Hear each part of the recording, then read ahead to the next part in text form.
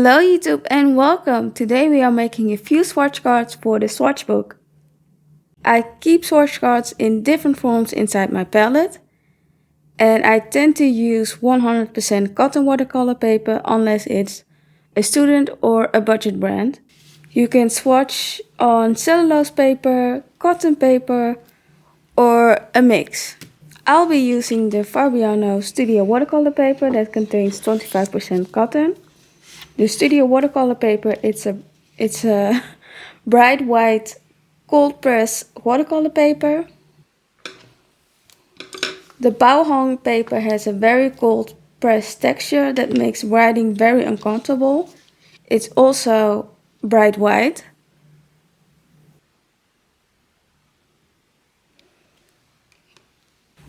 The Canson Montval has a very fine texture, not quite cold press. What paper would you use to make your own swatch cards? Why make swatch cards? I'm doing that to keep track and compare colors. For example, I don't really use gray titanium. I don't know why.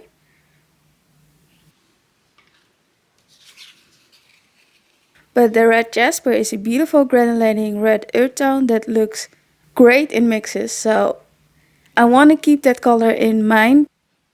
There are different ways to create swatch cards, like creating a monochrome painting, so you can see the values of the watercolor. Lighter colors would be hard to see.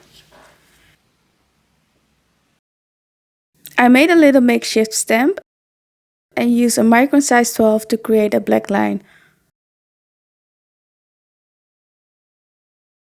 For the stamping ink, I'm using the Ranges Archival ink. I divided the Studio watercolor paper in a size that would fit inside of the swatch album. And now comes the fun part, cutting the paper using a paper cutter. I don't really like dividing the watercolor paper or stamping because I find stamping to be a little hard to get like on the correct spot, and the line always looks crooked because it is crooked. I think I sort of got it right in the end.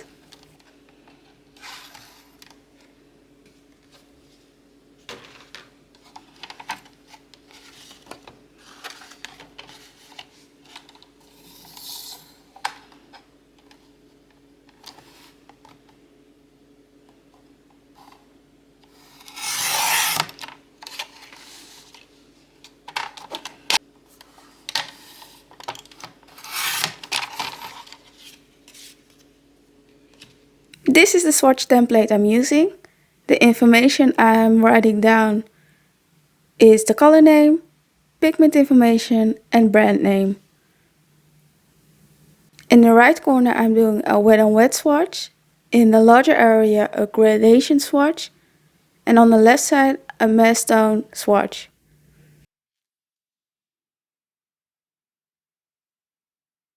So now it's time to swatch all of these colors.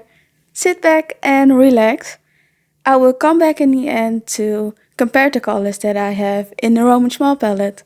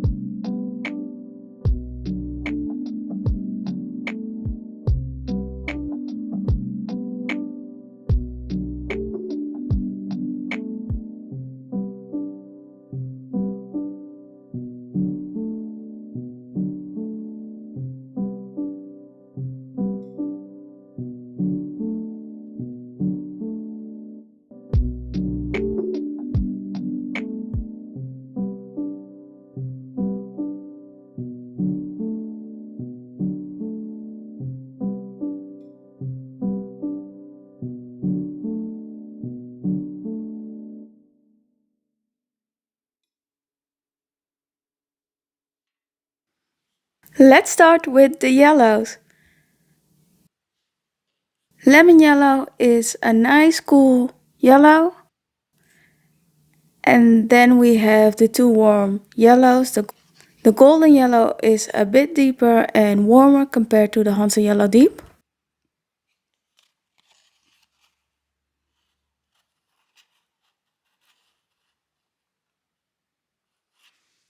Next up the orange and the warm reds. The Aquarius orange is the only orange with no pigment information on my palette. Scarlet red is a lot less orange in real life, and Aquarius red leans a bit cooler and less warm, especially compared to the scarlet red. And now the cool reds.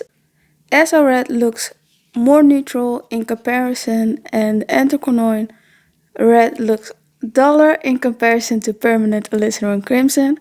My favorite of the three is the Permanent Alizarin Crimson.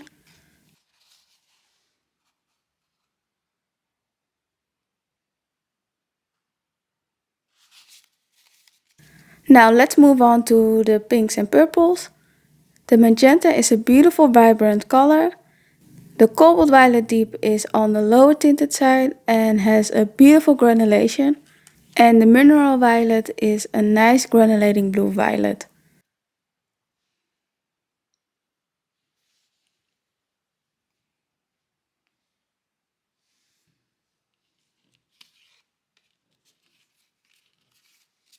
The warm blues.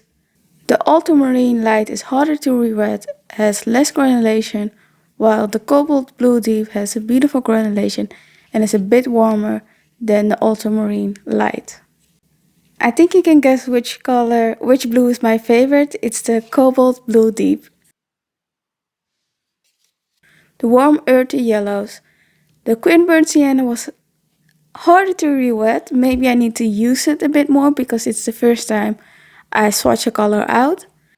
The Naples yellow deep is a yellow ochre type color, semi-opaque and has a soft granulation. I really love this color.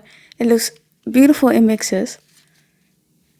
Next up, the cool blues. Ocean blue is a deep cool blue and in the swatch you can see the Naples yellow deep granulating. The Thalo turquoise reminds me of a Thalo blue, maybe a bit softer.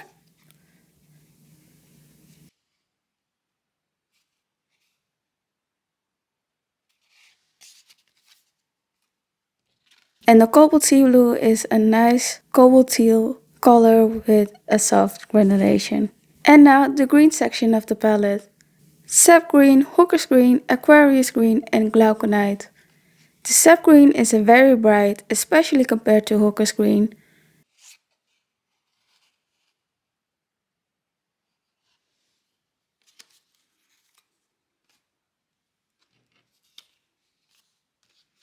The Aquarius green is a muted dark green, but it's brighter than the Daniel Smith on the sea green.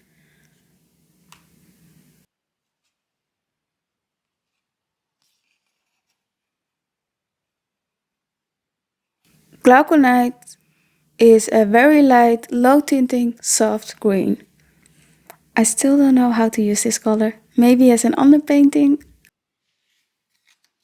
Now more earth tones. Copper mortem, hematite violet and cypress burnt umber deep.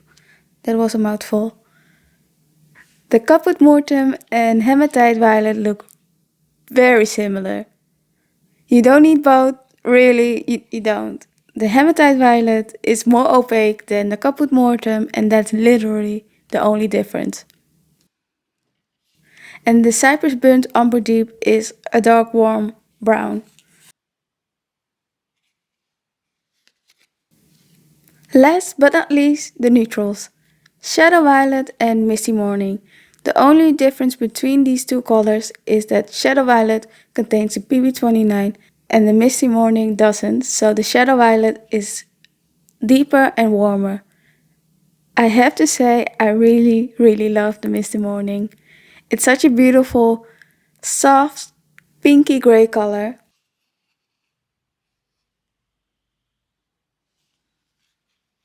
Here are the swatch cards, and now it's time to put them away. I want to order them by brand. Thank you for watching, and I hope to see you in the next video. Until then, bye bye!